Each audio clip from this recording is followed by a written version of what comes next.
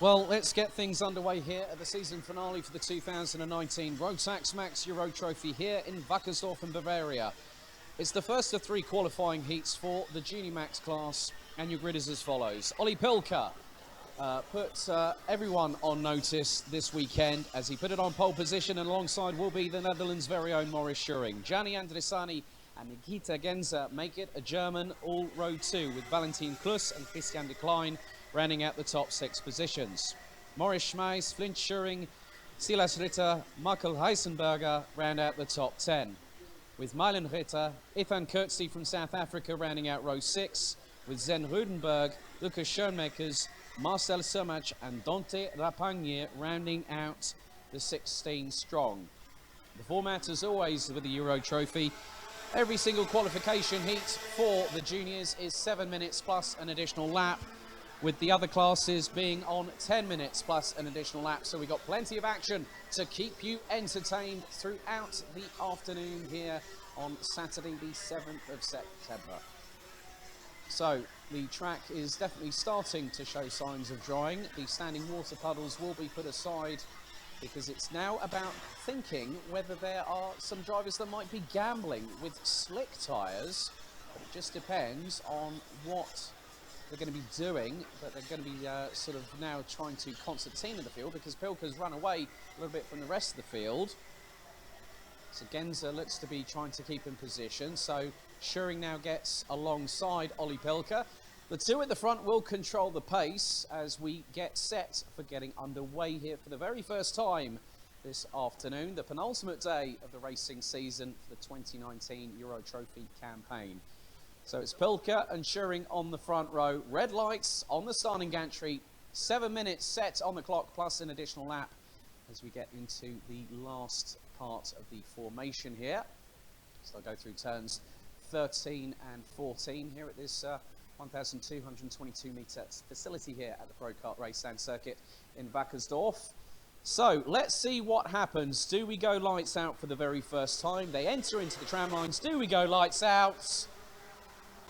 No, full start. First one, probably not certainly the last of the weekend. So race director not happy.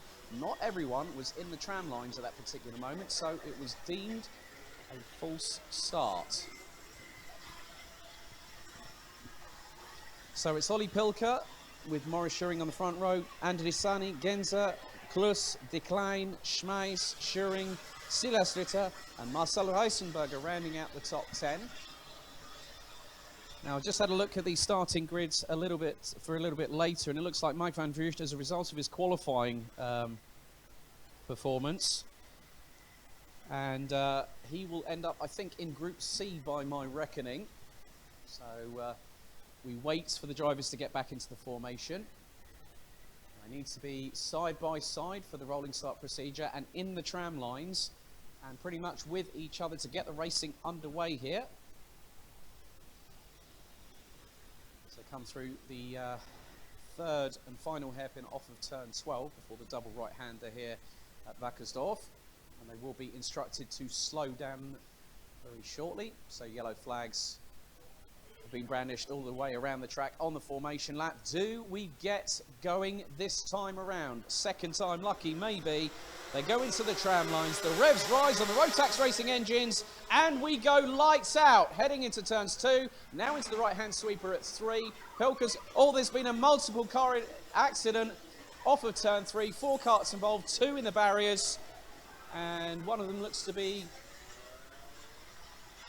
probably the 204 of Schoenmakers, I think. I'm not too sure, but the drivers now, looks like all of them, apart from one, have got underway, so double waved yellows on the entrance into turn 3. But Pilka has got the initial advantage with Andresani, it looks like, now up into second position and is being followed by Nikita Genzer. Then it's Flint Schuring who's now up into 4th place, as the sun now starts to break its way through the clouds. We have 6 minutes and 10 plus an additional lap, and the one at the back of the field, that looks to be the 2, is that Christian de Klein? I think that is. Looks to be the case. So Christian de Klein, unfortunately, coming off second best. as Pilka's now got a lead of just over a second over Gianni Andrisani, Nikita Genza. Then you've got the 2:16 of Flint Schuring. Morris Schmeiss rounds out the top 5. The top 5 separated by just over 2 3/4 seconds, as Pilka's really starting to make hay and get away with it all.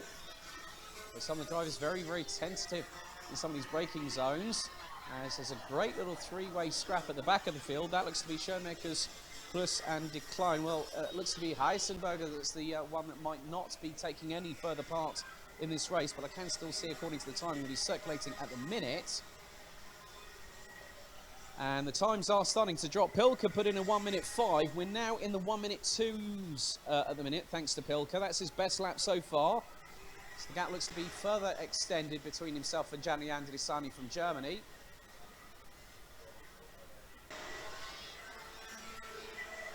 So Pilka crosses the line. Andrisani is now 1.9 seconds adrift.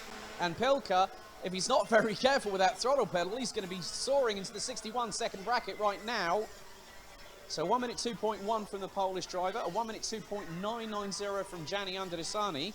And also, I see that Lucas Schoenmakers has now made his way up into 12th position and is also the third of 4 drivers, which includes Christian Decline. It is confirmed that Heisenberger in the 209 is a retiree. But no, he's still circulating, so they managed to get all the karts back on circuits. All 16 drivers definitely keeping themselves on the asphalt, as there's a great little battle there between Ethan Coetzee and Silas Ritter. That is for 6th on the road at the moment, so the South African trying to do his best. He's it looks like he's got past. Yes, he's made the move through turn 11, as Pilka is just calmly pulling away from Gianni Andrisani. Then it's a little bit further back by about 1.2 seconds to Nikita Genza.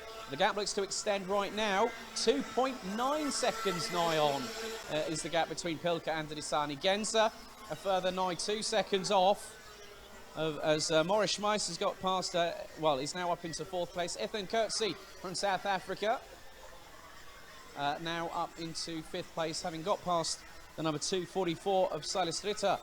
Dante Rapagni, Miles Ritter, and then also we've got Flint Schuring down now in 9th place, ahead of Marcel Sermach from Poland, as Heisenberger now crosses the start-finish line, a 1:02. So, and we're already into the 1:01. So Pilka put in an absolutely brilliant lap there. 1:01.458. That is the fastest lap of this race thus far. So we're past the half-time distance. We've got 3 minutes plus an additional lap, and Pilka's gap looks to be, I think, even more than 3 seconds, possibly 3.5. So I'm just trying to keep on who's on what kind of tyres. It's a bit difficult with the amount of revolutions that are being put through these Rotax Max engines, and also how many times the tyres are circulating, as keeping an eye on the great battle that is definitely keeping my attention, and it's nigh on 4 abreast going through the exit of turn number 4. That's a great scrap there. And leading that at the moment is the 243, and that is Dante Rapagni from the Netherlands. More battles all the way up and down the order. Definitely some great dueling and dicing through the field. And Pilka's lap, well, I did say 3.5 seconds, call it 4.3 last time around, and it's further extending. So Andrisani's made a getaway too, and with Nikita Genza is being closed on by Morris Schmeiss now for 4th position. Just behind, it looks like you've got Ethan Coetzee battling away with one of the Ritters, the 244 thereof. And we are close to going sub-60, thanks to Olli Pilka. I think he's definitely felt that it was time to go on 6 tyres, because there is a definitive dry line going through turns 1 and 2. Pilka's lead now 6.1 seconds. Great scrap there. That is for 4th, 5th, 6th, 7th. Has Coetzee got past Rapagni? Yes, he has. And up the inside, there's more changes of positions. Looks like the number 236 of Marcel Sermach has clearly got the fire stoked in the belly right there. And we are fast approaching the completion of this race. We're into the last 7th of it. So 60 seconds to go right now, as Pilka puts the throttle down firmly right to right as far as he can as he goes across the start-finish line with 52 seconds to go. Plus an additional lap. More changes happening up and down the order as I'm trying to keep a track of where everyone is at the moment. But backwards from Gianni Andrisani, the battle for third is clearly not over yet because Maurice Schmeis is being chased down by South Africa's Ethan Coetzee. A little bit further down the order, you've got the two Ritters and Nikita Gensa trying to battle over what is effectively 6th position. So Pilker comes through turn number 9 into the left-hander at turn 10 before the blast down to the penultimate hairpin on the circuit here at Wackersdorf. And there is a clear gap between himself and Gianni Andrisani. It was nigh on 7.9 seconds. And as Pilker approaches turn 13, the time's now expired. That's it. 7 minutes are up. So this time he will receive the last lap board. So Pilker has got just over 1,200 metres to negotiate as Andrisani now makes his way around the final corner. Coetzee is closing and is in the tow on Maurice Schmeis. And it's definitely ducking and darting and weaving from Ethan Coetzee, trying to force his way. And he's going to try and go side by side with Maurice Schmeis on the exit. And he's going around the outside of turn number 4. Has to cut back in. This is going to allow Dante Rapagni to clearly be in the mix for what is 3rd position on the road as Pilker now exits turn number 10 for the final time. But the battle for 3rd clearly not over, and Coetzee pounces up the inside of Schmeis. The pair are side by side going through turn 8, and I don't know how he did, but Schmeis hung on to it. Rapagni's got up the inside of Coetzee, who's now trying to return the favour, and Pilker is 2 corners away from getting the victory, as there is definitely more action happening. Checkered flag waves, Ollie Pilker takes it. Andrisani's going to cleanly come home in 2nd. But then it's the queue behind, and Schmeis has held on for 3rd position. I think he's got it, so Andrisani, 1 finger in the air, celebrating he's got 2nd. Schmeis takes 3rd. Rapagni beats Coetzee to 4th. And then you got Silas and Milan Ritter that takes 6th and 7th ahead of Germany's Nikita Gensa. Lukas Schoenmakers makes it up to 9th from 14th at the flag, with Marcel Sermach rounding out the top 10. And Ollie Pilker has just put down a big marker for the rest of the field to chase and takes the win by 11.767 seconds. This is the Polish driver running with Dan Holland Racing, head of RS Competitions, Gianni Andrisani, and makes it 3 different teams in the top 3, with Maurice Schmeis rounding out the top 3 in 3rd position. Dante Rapagni from the Netherlands takes 4th ahead of South Africa's Ethan Coetzee.